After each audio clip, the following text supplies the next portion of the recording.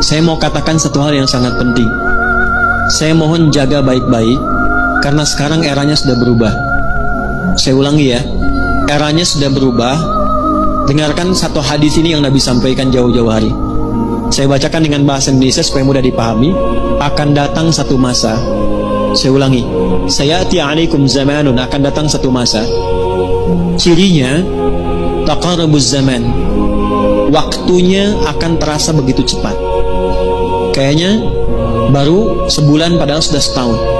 Redaksi nabinya begini bahasa Indonesianya, setahun akan terasa seperti sebulan, sebulan akan terasa seperti sepekan, sepekan akan terasa seperti sehari, sehari terasa kayaknya baru saja terjadi. Nah, sudah datang belum?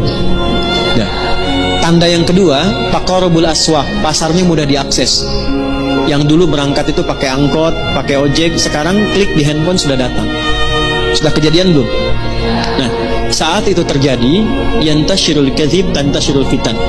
Hati-hati kata Nabi, kalau dua tanda itu terjadi, maka problem sosial, masalah di masyarakatnya makin banyak.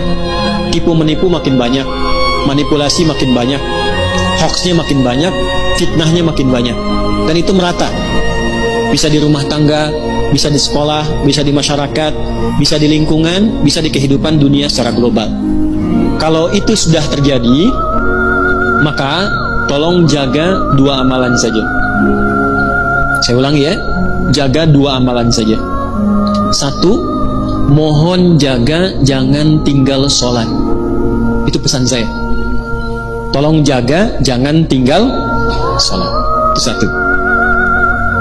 Yang kedua,